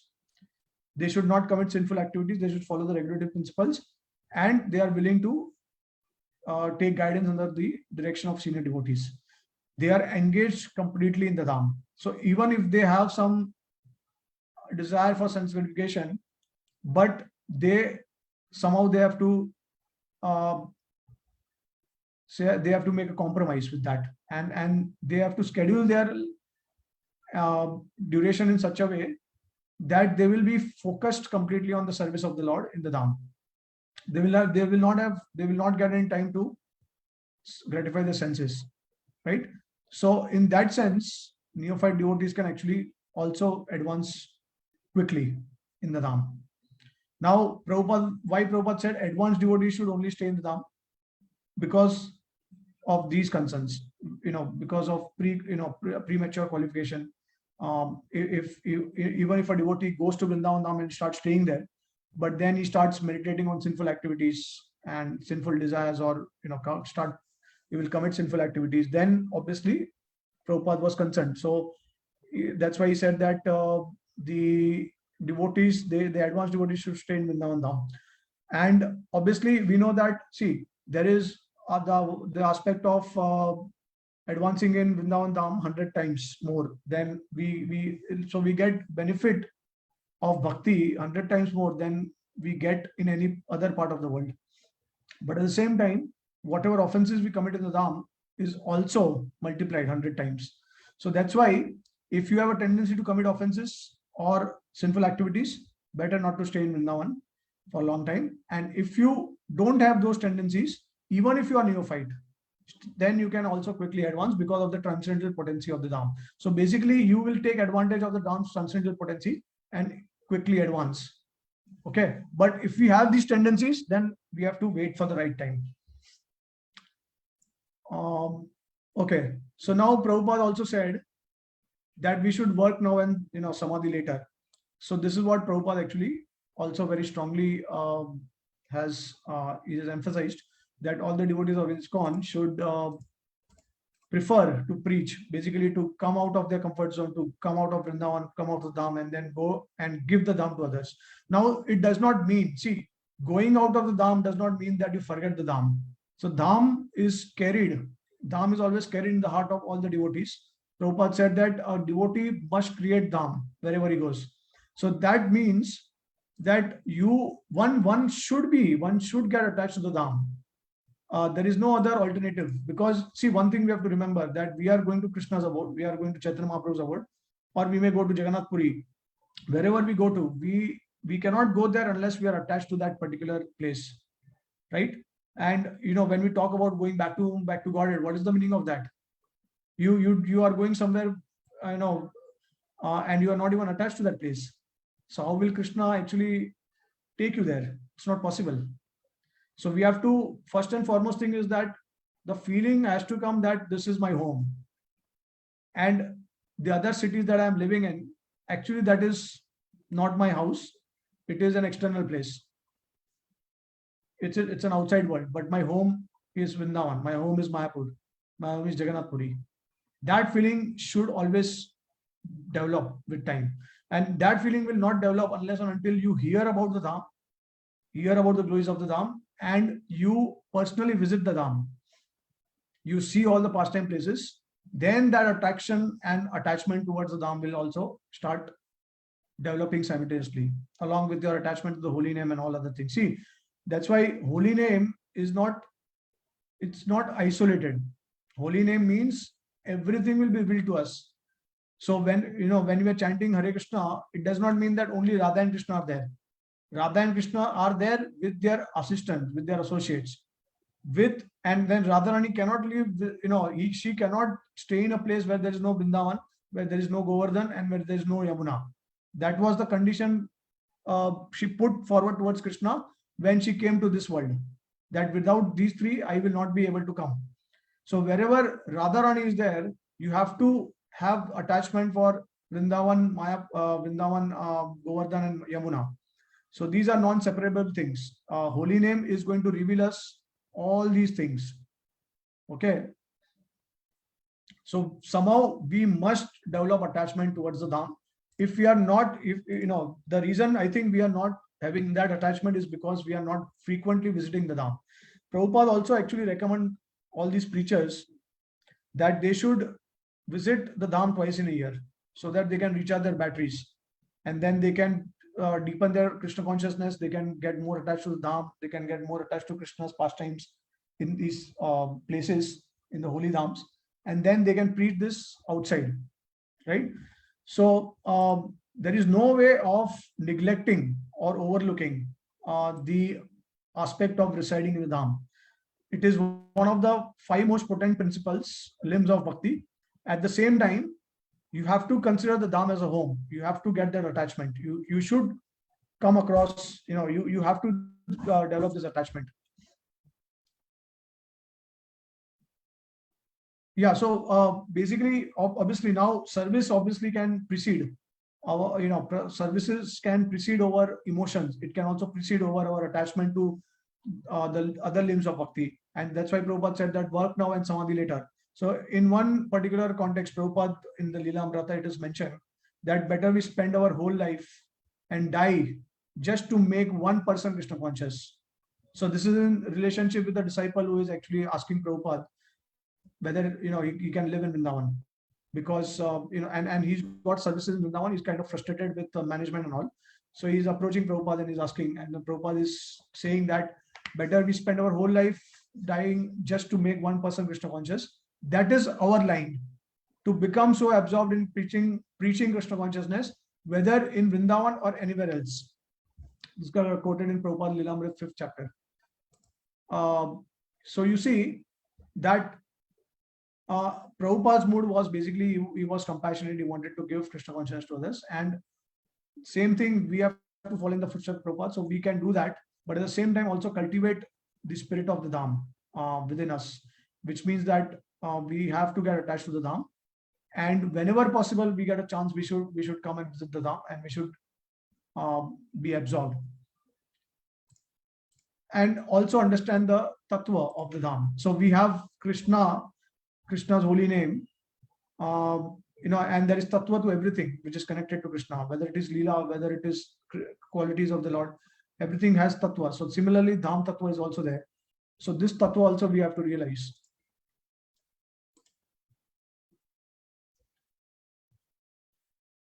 Okay, so now something very interesting.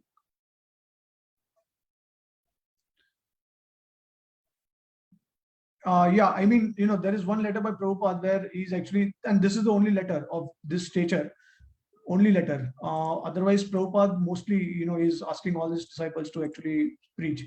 But in this particular letter, Prabhupada says that he's basically encouraging the disciple, and he's saying that I encourage all the devotees to become Brajvasis, and to stay in the Dham and become Brajvasis. So this is also another aspect of Prabhupada's emphasis on staying in the Dham.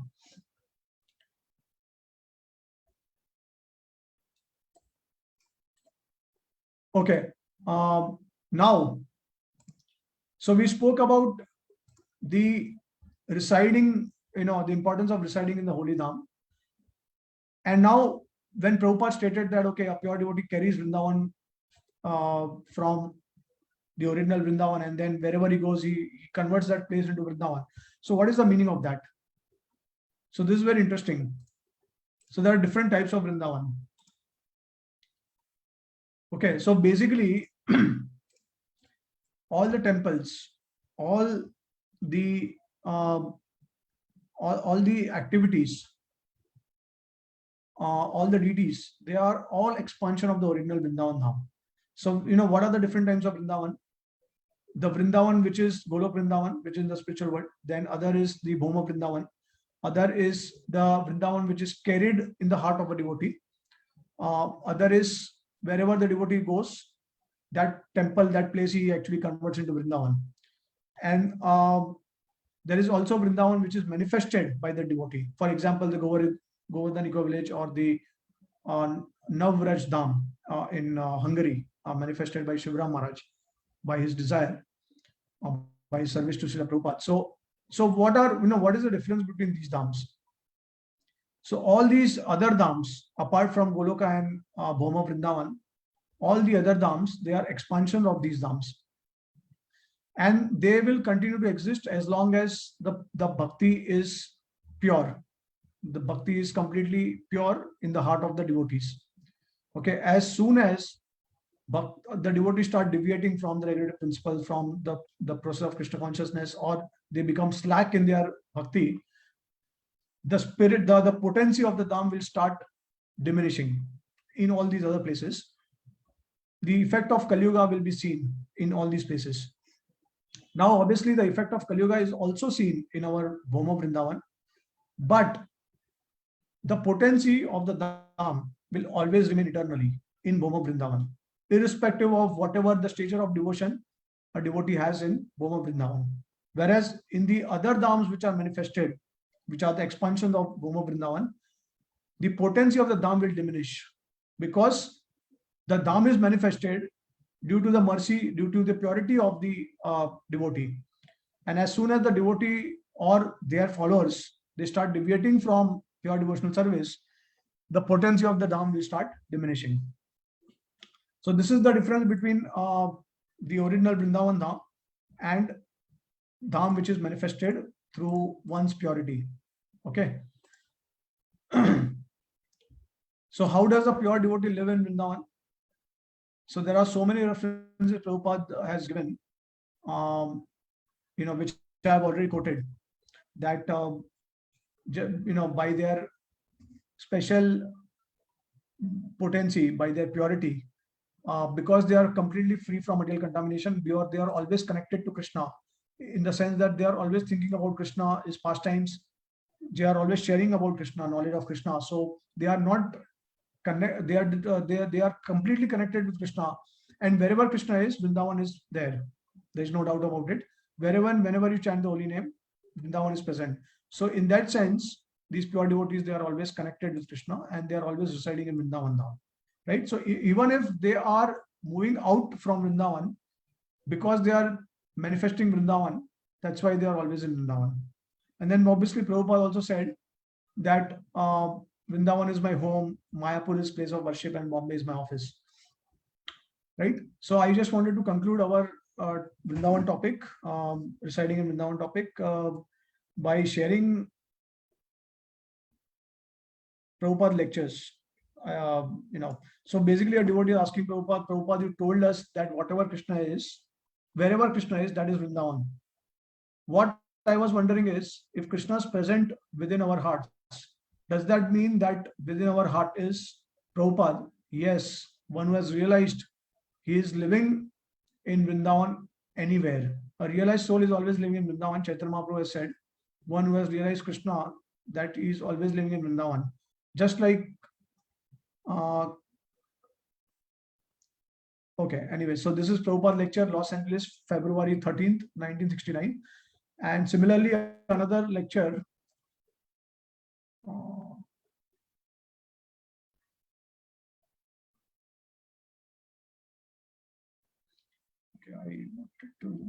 okay. So here Prabhupada says that in this Vrindavan, you'll find there are many places they are hearing about Krishna. So either Vrindavan or anywhere else, wherever Krishna is heard, that is Vrindavan. Not that Vrindavan is limited within a certain space. Vrindavan is transcendental. Tatra tishtami narada yatra gayanti mad bhakta. Krishna says, I stay there with where my pure devotees chant about me. Yatra gayanti mad bhakta. So if you become pure devotee and if you chant this Hare Krishna mantra, you can create Vrindavan anywhere, any part of the world. Not that you have got to come here. You come here, that's all right, because it is established. Vrindavan, when Krishna comes here, whenever he comes on this planet, he comes here. There are so many devotees. Certainly there is meaning, there is importance of this dham, but still if it is not possible to come here, you can create Vrindavan anywhere, provided you are a pure devotee and you are chanting Hare Krishna without any offense. Srila Prabhupada lecture Vrindavan, October 19, 1972. And one time Prabhupada also wrote, I think it was in a lecture again, about Europe and America and all that places devotees are residing. So Prabhupada said, wherever you are at, that is not different from Vrindavan. So with this, we conclude our discussion on the topic of residing in Vrindavan. Any question or comment by devotees?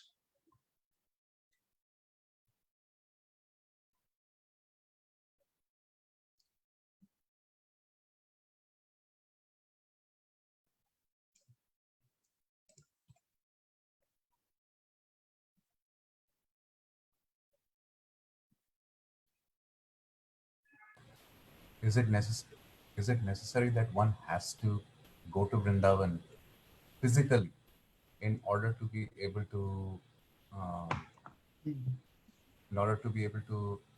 advance Okay. advance in spiritual life? Or no, I mean to say, to be able to cultivate the bhav of Vrindavan. Is it possible, like there could be so many devotees who have, for different reasons, inability to physically visit the personally visit the dham? So can they not cultivate the mood of the Dham by reading and hearing about it? Okay. Yeah, so this is a very good question. And in fact, I forgot to address one point, um, which is a very important point.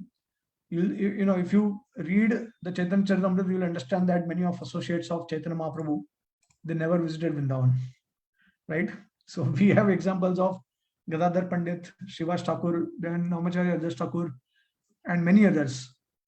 They didn't visit Vrindavan, and many other devotees, they visited Vrindavan, they resided in Vrindavan. So we have both examples, right? But one thing we have to understand, that for service they were residing in the respective dham, or maybe they were preaching somewhere else, and maybe they didn't get a chance to visit Vrindavan. But Vrindavan was always there in the heart, because here we are taking examples of Siddha devotees.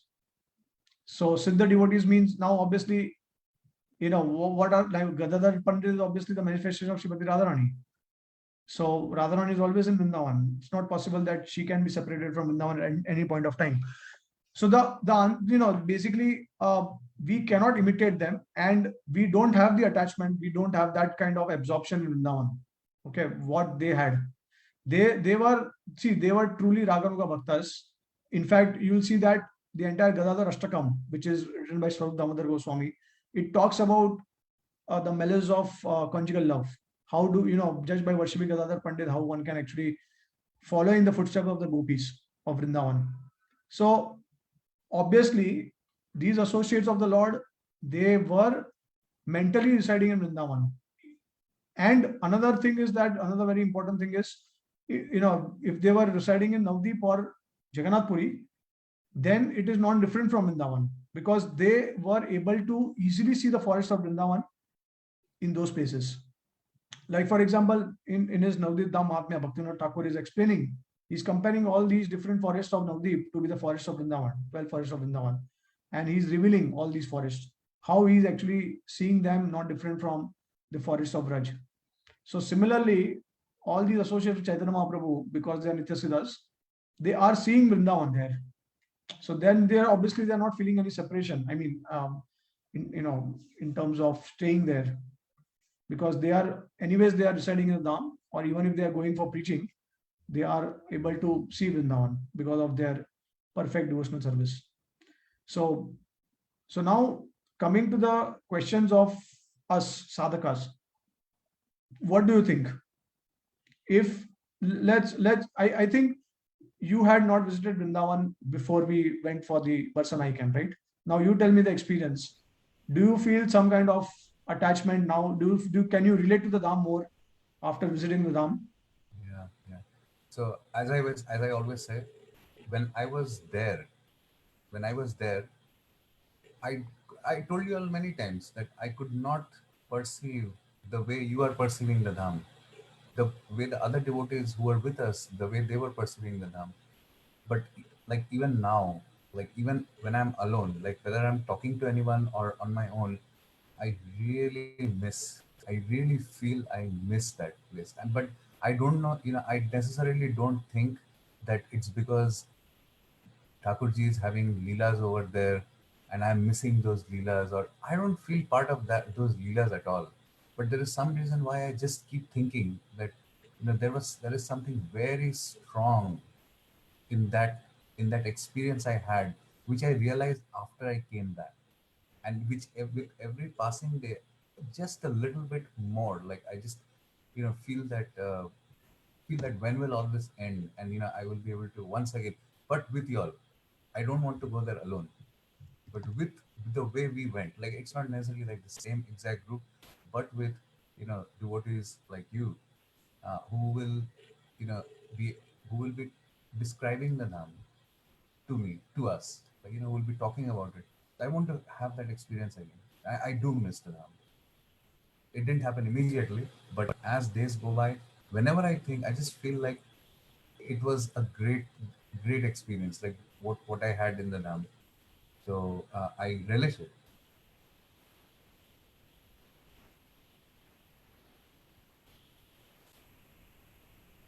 Yeah. So basically, at least us, that spark has been ignited.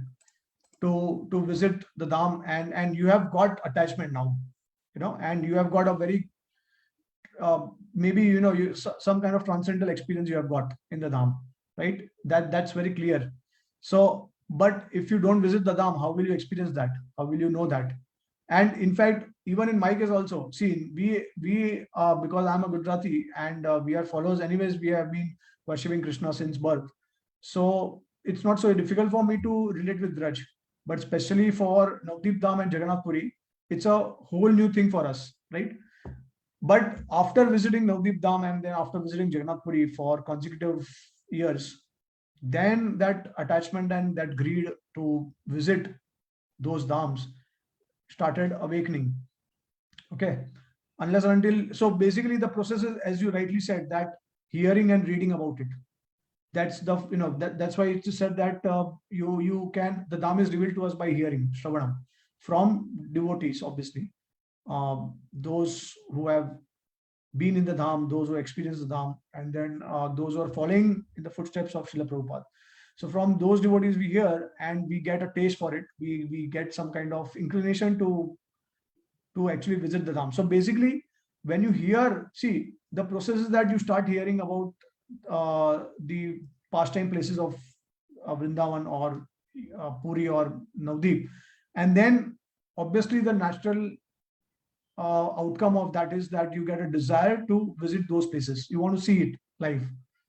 And then, especially when devotees come to you and tell you that, oh, have you been to Seva Kunj? Have you seen that Nidhivan, where Krishna is actually serving Srimati Radharani and he's doing Shringara of Radharani, and then, all the trees and the plants and the bushes, they are all bent, and it is said that they are in the great sages, Rishi Munis, they are actually coming in the form of the trees.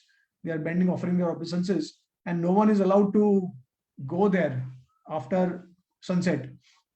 So when you hear all these things, you want to witness, you want to see those places, right? So this hearing is actually the beginning point of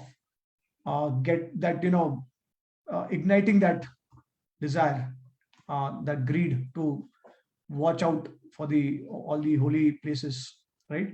So so this is actually one very important thing that, see, that's why Prabhupada said that you should read Krishna book when you fall asleep, before you fall asleep, right? Every night you should read the Krishna book, so that somehow you can start getting attraction towards Krishna's Leela. And then once you start attracting to Krishna's Leela, you also want to know about his abode, the dham where he's performing all these pastimes. So for that, we have, somehow by the mercy of these senior devotees, we have got so many books on the dham. Bhakti Purushottam Maharaj has written so much. Shivram Maharaj has given elaborate information about Braj. Then Navdeep Dham also Bhakti Purushottam Maharaj has written. So we have so many devotees who have written elaborately on the glories of the dham, and so we should take advantage of these books. So obviously the process is that first we finish Prabhupada books, or even if we are reading Prabhupada books, we should never give it up. But if we have extra time, or let's say we have 1 hour of time, then we can divide it half an hour like that, right? But it's all matter of balancing time, and if you don't have time, then have patience. We can also hear lectures about the dham. It's not necessary that you have to read about the dham, but you can also hear about the dham leelas. Like, we have in YouTube, we have the entire series of Radha Maharaj's Vrindavan Yatra, where he's taking us to all these places and he's giving class there. So that way also we can, if you don't have time for reading, at least hearing can be done while traveling also. That's one of the things that you can do it, for a longer period of time. So that way you can develop attachment towards the dham and develop the greed to visit the dham. And once you visit the dham, obviously the dham is more eager to actually welcome you than you are eager to visit the dham. So the dham will actually also bestow a lot of mercy, especially for the first time visitors. I remember, it was like something which is a transcendental experience, you can say. When I first visited Navdeep Dham, I think it was probably Pankaj Angri Prabhu and I am not sure like whether he was Pankaj Angri Prabhu or Janivas Prabhu, but I was just like, I was taking parikrama of Panch Tattva, and then suddenly from behind, I think it was Pankaj Angri Prabhu, he just kind of touched his hand on my hand, and he was just showing, he was displaying some compassion, and then he said, "Welcome to the Dham." So I was feeling that how does he know I am coming for the first time? And then he just left. So that was a transcendental experience I got. And then I also received the Mahagarland of Janivas Prabhu, Jayadvait Maharaj, and the Panch Tattva.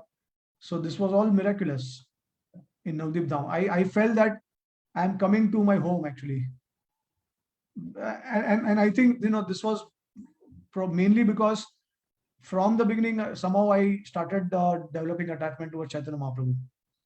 So I do feel that I would like to be in God Lila also, and that's how the Lord will also make an arrangement for us. He will make us feel very homely in His Dham, especially the first time visitors. But then obviously as time will proceed, it's not necessary that the experiences will be good. So I had a lot of purifying experiences also in Vrindavan Dham, especially the attacks of the monkeys and all. Yeah. In fact, I had less intense experiences, but my wife has more intense experiences, especially of the monkey attacks and some other things also which happened in the Dham. So yeah, I mean, initially, obviously, the Lord is very merciful, but then later on, according to our surrender, He will also reciprocate accordingly. But yeah, I mean, it is extremely important. And if you want to, become, you have the aspiration to follow the footsteps of Brajvasis, then this is non-separable element. The cultivation and attachment towards the Dham. It's non-separable. Plus, you can also feel the difference. You when you associate with the Brajvasis, how simple, how humble they are, and like it is. They make you feel so homely. I mean, it's just exceptional experience being with the Brajvasis. So because they are special devotees, you will not have this experience even with the devotees of ISKCON probably, because we are all struggling devotees, we are sadhakas.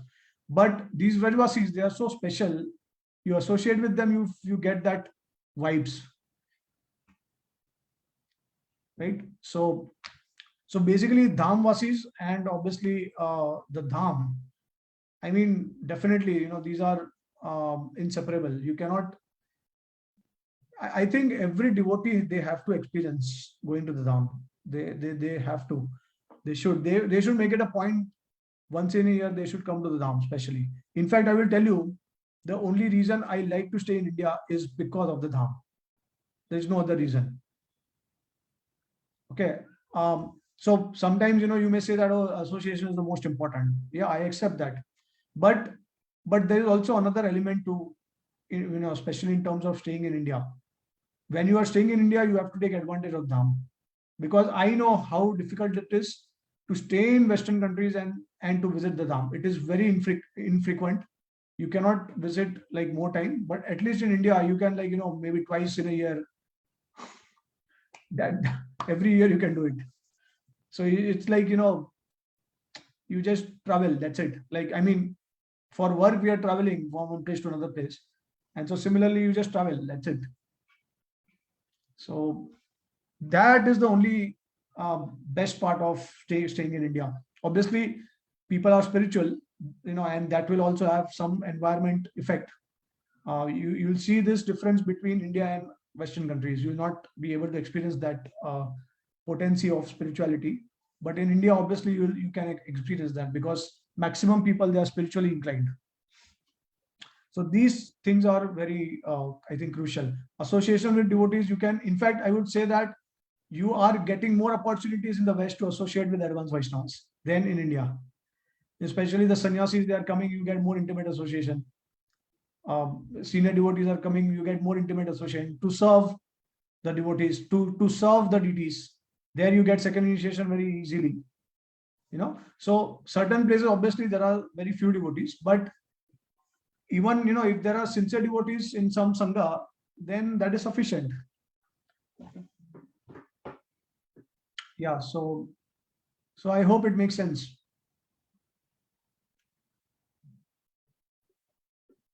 Yeah. So other devotees, they have any question or comments?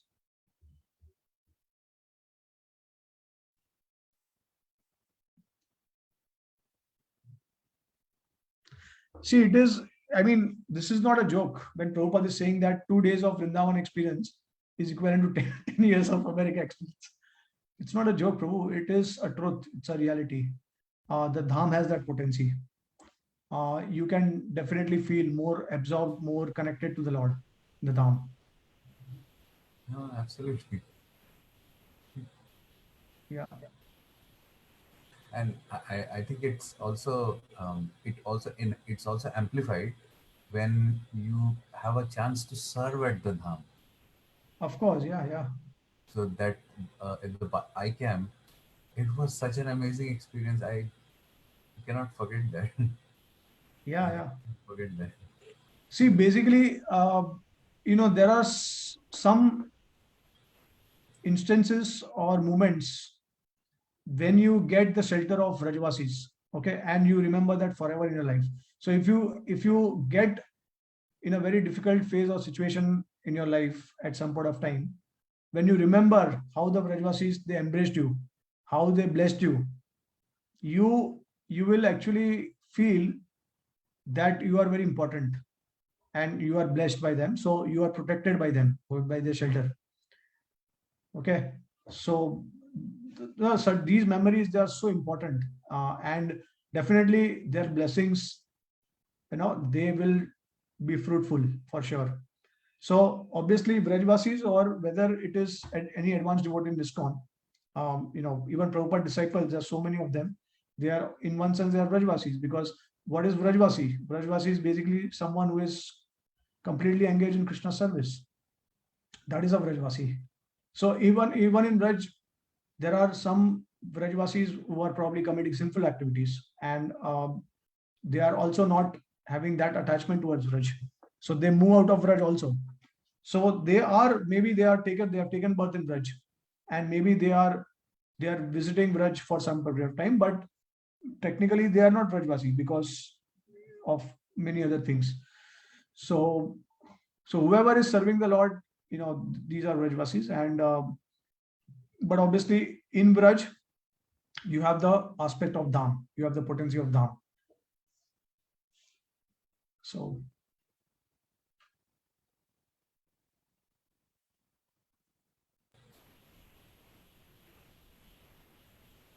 okay, so any other questions?